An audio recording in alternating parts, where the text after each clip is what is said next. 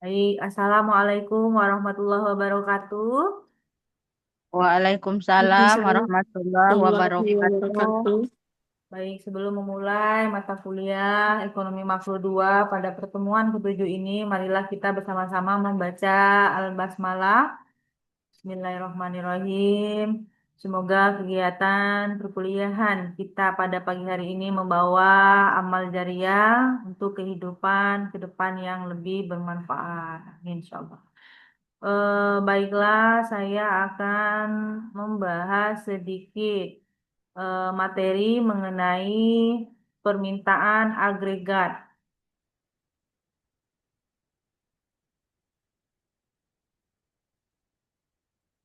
Nah, di sini saya akan membahas mengenai permintaan agregat dan angka pengganda. Nah, setelah mengikuti kegiatan perkuliahan ini, kita akan membahas dasar-dasar analisis permintaan agregat. Yang kedua, kurva permintaan agregat. Yang ketiga, pergeseran pada kurva permintaan agregat. Dan keempat, analisis angka pengganda melalui peningkatan investasi sistem pengganda. Nah, dilihat dari dasar analisis permintaan bahwa permintaan agregat to demand atau disingkat dengan AD. Ingat D itu adalah permintaan ya. Ditulis demand itu adalah permintaan. Kalau AD ini adalah permintaan secara keseluruhan gitu ya. Misalnya apa?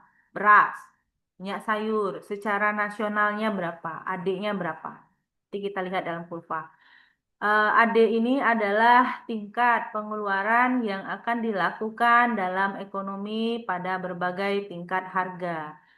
Rumusnya adalah AD sama dengan Y disama dengan kan dengan C ditambah I ditambah G ditambah N dikurang X. Nah, komponen permintaan agregat ada di situ sama dengan pendapatan nasional yang terdiri dari konsumsi ya. Nah, terus investasi kemarin kita sudah membahas ini. Lalu pengeluaran pemerintah ya. Nah, terus juga ada ekspor neto. Nah, ya. Kemarin kita udah bahas ini, sekarang kita lanjut ke dalam kurvanya. Nah, eh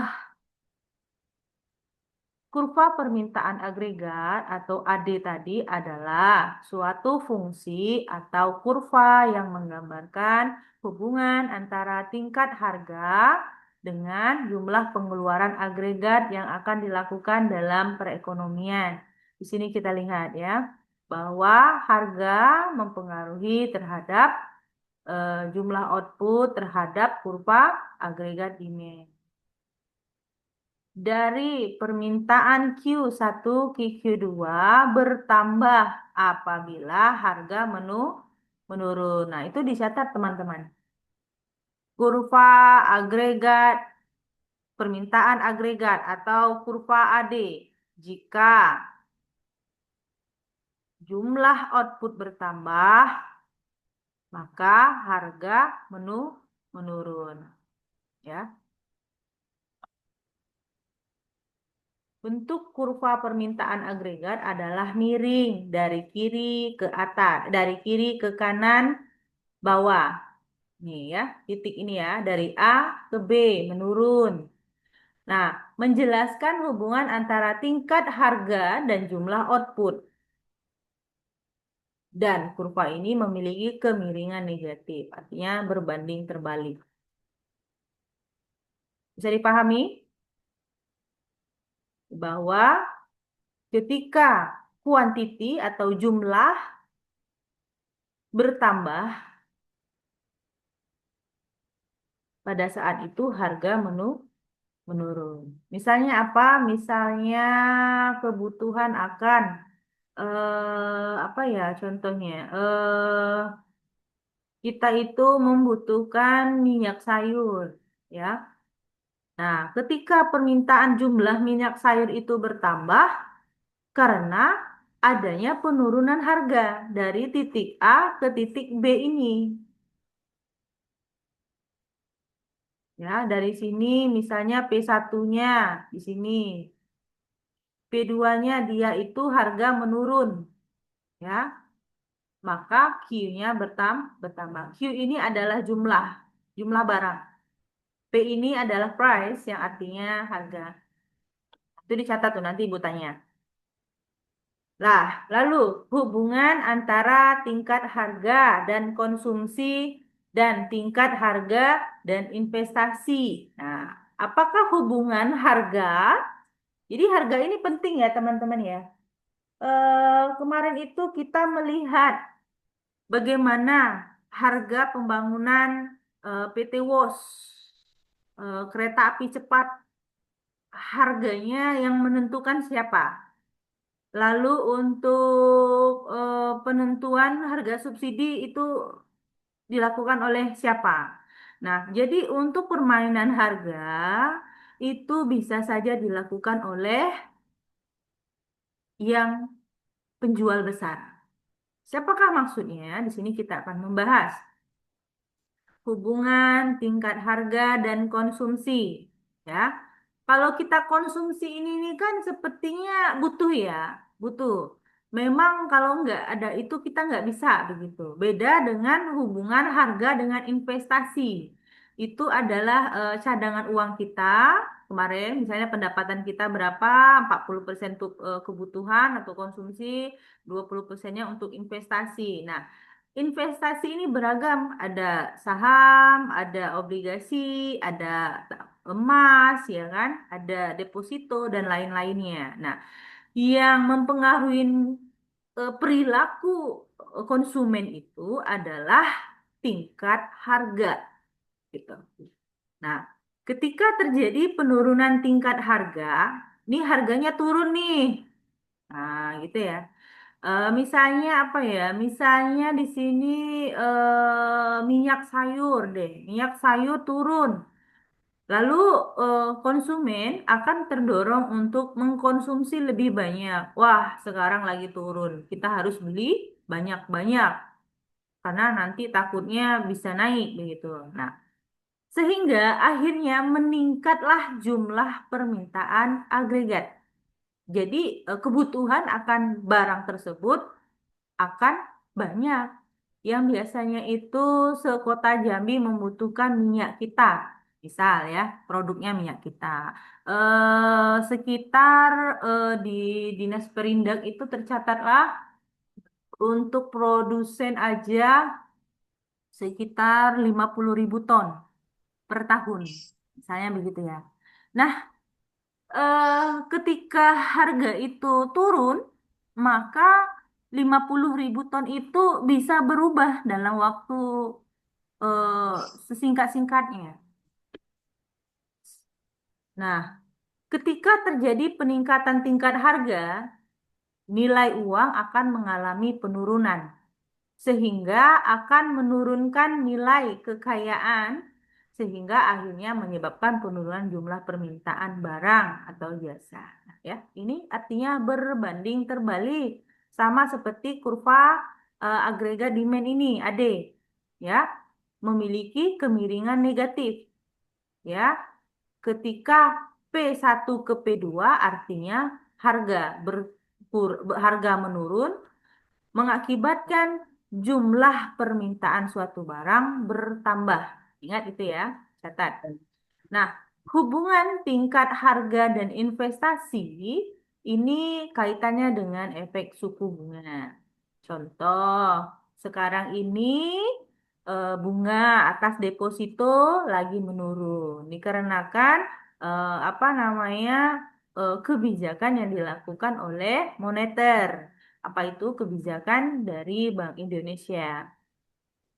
Nah, penurunan tingkat harga akan mendorong penurunan tingkat suku bunga, sehingga permintaan agregat akan terdorong terjadinya peningkatan aktivitas investasi sebagai konsekuensi dari penurunan tingkat suku bunga. Jadi, ketika suku bunga naik, harga rate itu naik ya, misalnya bunga deposito itu sebulannya sekitar 5 ya, 4, suku bunga sekarang 4,2 jadi sekitar misalnya naik jadi 6%, ya kan?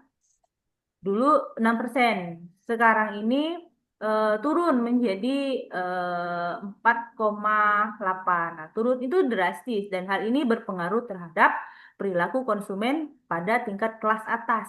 Ya, uangnya kan banyak tuh sehingga dia depositoin karena belum berguna. Nah, penurunan suku bunga ini mengakibatkan penurunan pendapatan terhadap orang-orang yang mendepositokan uangnya di perbankan. Nah, jadi harga dari suku bunga ini mendorong penurunan tingkat suku bunga sehingga permintaan agregat akan terdorong terjadinya peningkatan aktivitas investasi sebagai konsekuensi dari penurunan tingkat suku bunga. Gitu. Nah, lalu hubungan antara tingkat harga dan ekspor. Gimana ya maksudnya? Ini hubungannya dengan efek nilai tukar ya, suku bunga ya. Jadi kita itu kalau mau ekspor, misalnya kita ekspor kentang deh, apa ya, ya misalnya apa ya, oh enggak lah, kayu manis, kerinci, misalnya gitu ya.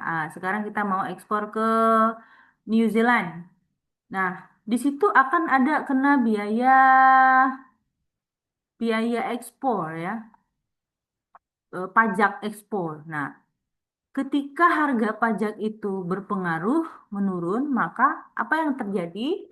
Tingkat harga di suatu negara mengalami penurunan. Artinya, suku bunga di negara tersebut juga akan turun. Dampaknya terhadap keputusan investor dalam melakukan investasi, ya, kenapa? Ya, saya nggak ngerti kenapa. Oh. Ya sudah saya bilang jangan terlambat, soalnya mengganggu ini.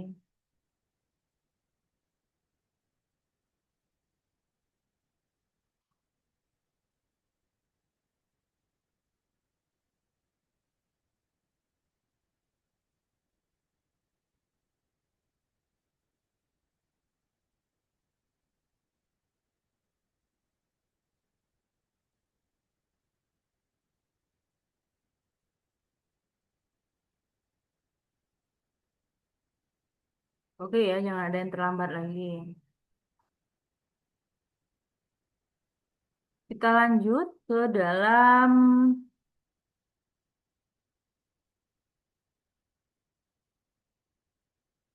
sini bahwa hubungan tingkat harga dan ekspor neto itu terjadi tingkat harga di suatu negara mengalami penurunan, suku bunga di negara tersebut juga akan turun. Nah, dampak terhadap keputusan investor dalam melakukan investasi di dalam negeri dan keputusan investor lintas negara. Contohnya apa? Misalnya kita punya perusahaan, misalnya apa? Unilever, contoh begitu ya. Ayo, siapa mau di sini main saham, ya kan? Nah, kita masukkan ke apa namanya ke pasar saham nasional. Nah, maka daripada itu ada terjadinya penurunan karena negara itu juga turun. Nah, itulah keputusan para investor untuk melakukan penanaman sahamnya di dalam negeri juga dari berbagai lintas negara. Nah, turunnya tingkat suku bunga tentu akan menyebabkan turunnya daya tarik dalam negeri dalam berinvestasi secara relatif terhadap negara. Nah, investor pun mengalihkan produk investasinya dari berinvestasi di dalam negeri menjadi ke luar negeri. Ya, eh, misalnya, ya, yang tahu ini orang-orang ekonom ya, yang lintasnya itu udah lintas internasional. Dia mengetahui investasi itu lebih mana yang menguntungkan di, di Indonesia atau di luar negeri. Misalnya di luar negeri dalam bentuknya apa, ya. Nah, jadi kalau orang kaya itu uangnya bisa bekerja untuk dirinya. Beda sama kita. Cara mindset kita itu berpikir seharusnya kita bekerja untuk mendapatkan modal, ya. Orang kaya itu berpikirnya bagaimana bekerja untuk mendapatkan modal. Artinya apa? Mengecilkan selera dan mengecilkan konsumsi rumah tangganya. Mereka itu lebih membelanjakan konsumsi investasi masa depan. Seperti apa? Pendidikan. Seperti apa? Kebun. Seperti apa? Beli emas. Seperti apa? Nabungnya di saham. Jadi pola ekonomi itu meningkatkan utang untuk keperluan konsumsi yang berlebihan itu adalah kesalahan besar di masa muda. Ingat ya, ah, para calon sarjana harus menjadi ekonom sejati. Kita itu tidak boleh rugi. Berapapun penghasilan pendapatan kita, harus membuat mesin-mesin pendapatan di masa tua kita. Di saat ini kita harus merancangnya bagaimana hal kegiatan ekonomi itu bisa menghasilkan di masa depan. Selagi masih muda, ibu-ibu sekalian harus membuat mesin-mesin ya, mesin-mesin uang. Bagaimana dari modal sekian bisa beranak. Dari beranak nanti dia bisa punya sarang lalu berkembang biak. Sehingga tidur pun kita akan mendapatkan pendapatan. Nah, beda dengan pola cita-citanya mau jadi PNS, nyaman aja gitu. Ya, kalau dia mau lebih, kalau nggak ada pendapatan, ya pasti curiga ya. Sumber pendapatannya dari mana? Di LKPN, LKHPN itu mencatat perkembangan kegiatan, karena ekonomi itu bisa untuk diselidiki dan diukur tingkat probabilitas atau kemungkinan terjadi eh, peristiwa A, peristiwa B, peristiwa C. Makanya ada kegiatan tindak pidana pencucian uang. Nah, dari ilustrasi kejahatan ekonomi, maka ibu-ibu sekalian harus bisa, misalnya pekerjaannya di kantor, A, harus memiliki usaha yang kiranya mampu untuk dikelola. Bagaimana sedikit itu bisa menghasilkan. Misalnya punya uang tabungan 1 juta, 1 juta, 1 juta dikumpulkan jadi 5 juta. Aduh, 5 jutanya ini kira-kira bisa dapat apa ya? Ya, kalau orang kaya bisa ya, misalnya 50 juta ya dia misalnya belum membutuhkan ya mainnya ke saham, tanam aja saham. Atau main ke obligasi pemerintah yang aman, tapi jangka waktunya panjang minimal 1 tahun. Boleh dipikirkan. Jadi, waktu atau tenor itu menentukan perputaran uang kita. Nah, jadi ibu sekalian harus memiliki punya banyak lubang sumur. Nah, ini dari saya ya. Kita itu harus memikirkan bagaimana memiliki banyak sumur, sumber mata uang. Misalnya saya ini dosen. Saya punya pendapatan tiap bulan. Nah, pendapatan tiap bulan saya itu tidak bisa menjadi saya ini menjadi orang tingkat pendapatan saya tidak bisa bertambah. Tapi saya memiliki di sisi lain itu mempunyai banyak waktu. Di waktu itu saya ingin membuat waktu saya ini bermakna dan memiliki pendapatan berlebih. Maka saya harus memiliki usaha. Nah, sekian persen pendapatan itu harus diakumulasikan nih ekonomi.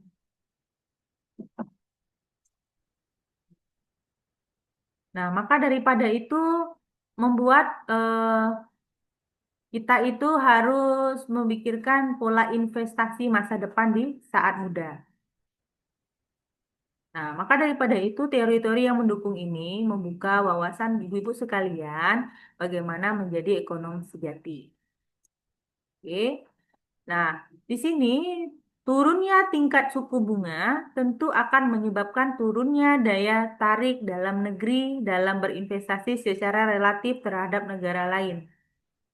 Nah, investor pun mengalihkan produk investasinya dari berinvestasi di dalam negeri menjadi ke luar negeri. Contohnya apa? Itu eh, falas, apa forex, forex itu jual beli mata uang itu. Ya, makanya mata uang tuh kadang-kadang naik, kadang-kadang turun. Itu tergantung permintaan dari negara lain terhadap uang, ya. Makanya nilai dari uang itu kadang-kadang bisa berubah-ubah. Berapa tingkat kurs mata uang Indonesia? 14.000. Apa yang menjadi acuannya adalah the World Bank, the World of Country yaitu Amerika Serikat. Nah, jadi peran Amerika Serikat terhadap efek nilai tukar rupiah ini adalah faktor pendukung utama, ya. Karena apa? Karena kita itu banyak membutuhkan barang-barang dari Amerika. Nah, apa yang terjadi? Ya, kalau kita mau belanja pastinya menukarkan mata uang dari negara tersebut. Bagaimana meningkatkan harga eh, mata uang Indonesia dengan cara bagaimana?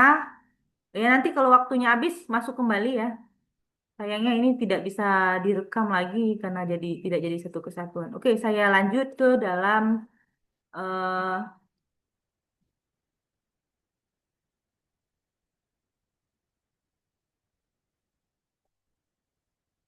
oke, gimana ya?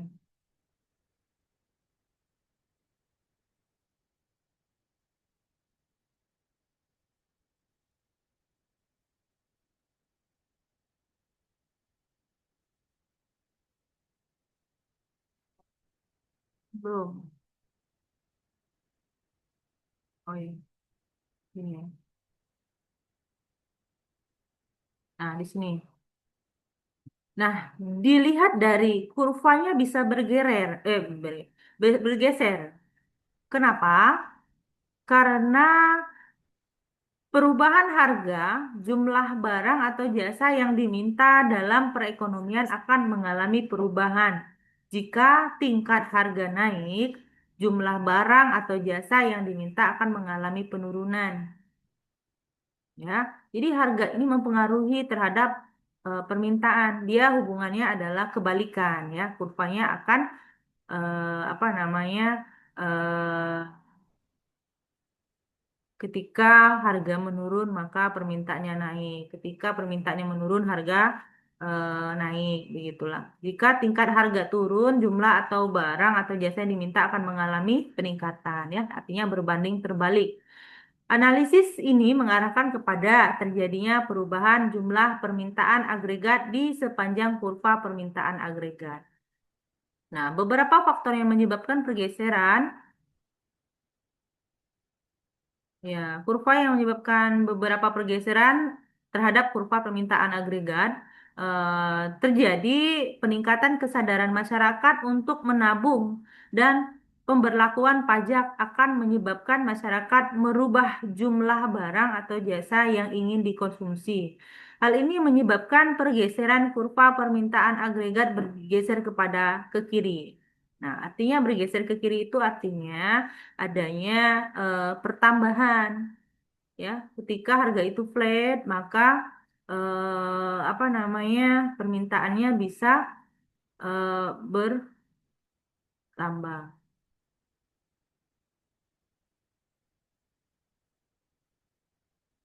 Nah, lalu tadi itu yang mengakibatkan kurvanya bergerak ke kiri, sekarang ke kanan. Apa yang terjadi? Ada beberapa faktor yang menyebabkan perubahan kurva itu, perubahan tingkat investasi. Nah, perubahan tingkat investasi, misalnya kebijakan insentif pajak. dan perubahan penawaran uang pada tingkat harga berapapun di pasar juga merupakan faktor pendorong terjadinya pergeseran pada kurva permintaan. Nah, kita sedikit cepat ya. Beberapa faktor yang menyebabkan pergeseran kurva permintaan agregat ini, berbagai perubahan kebijakan pemerintah terkait dengan perubahan belanja pemerintah merupakan faktor langsung yang dapat mendorong atau menurunkan permintaan agregat.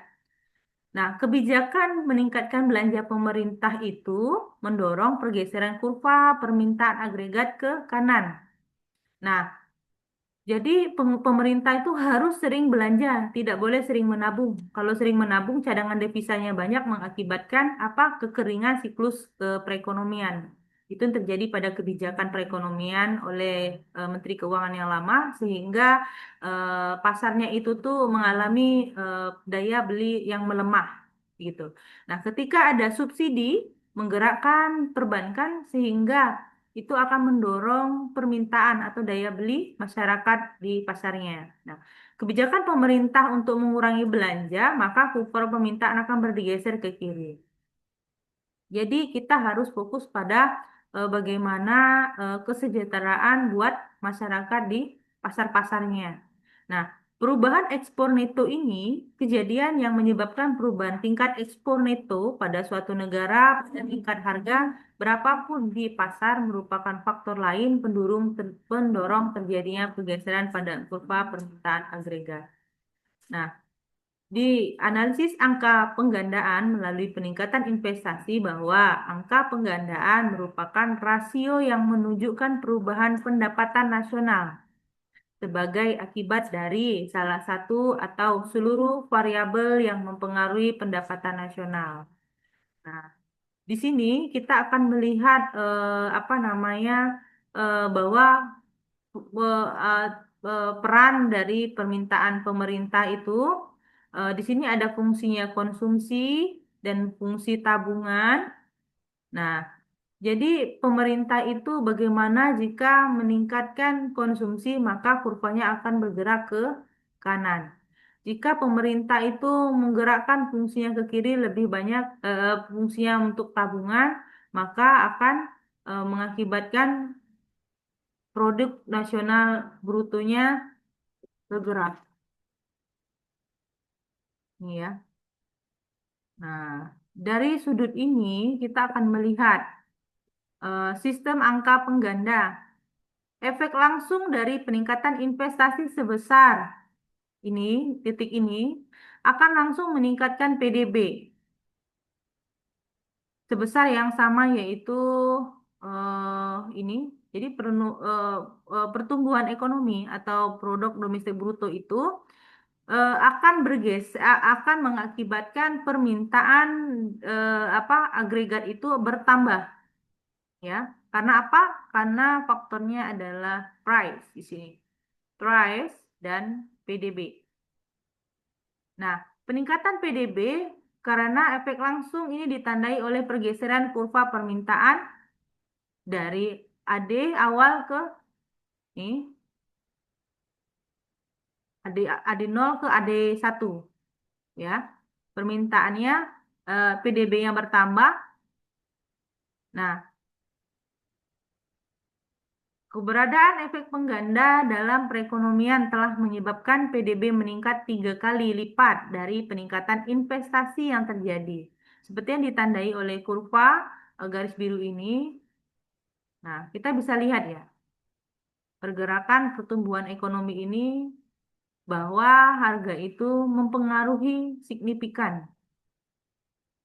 Nah, secara rumus matematiknya bisa dilihat bahwa perhitungan pertumbuhan ekonomi atau PDB yang terjadi sebenarnya dapat dihitung dengan menggunakan rumus angka penggandaan, yaitu angka penggandaan investasi 1/MPC, lalu perubahan output yang terjadi mengikuti rumus bahwa di sini adalah 1/MPC dikali perubahan investasi.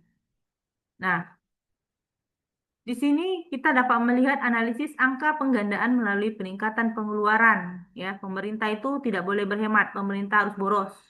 Ya, karena itu mengakibatkan apa? Mengakibatkan Ketika pengeluaran pemerintah meningkat, ya, artinya pemerintah boros nih, mengakibatkan perubahan pada PDB yang terjadi lebih besar jika dibandingkan dengan nilai peningkatan pengeluaran yang dilakukan pemerintah.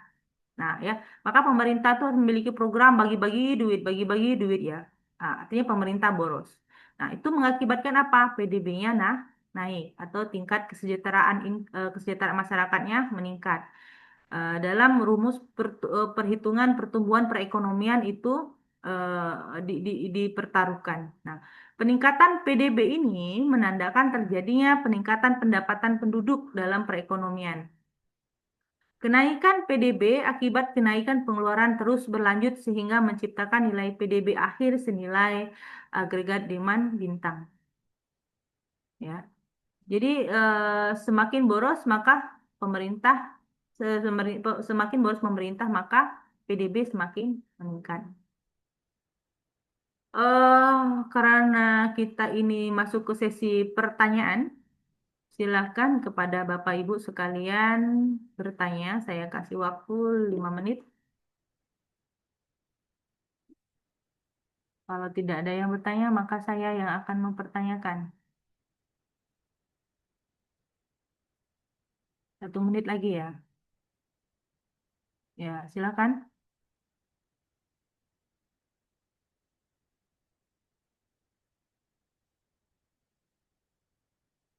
Ada yang ingin dipertanyakan? Oke. PDB. Oke, kepada Rahmadani. Mana Rahmadani? Ya, ya.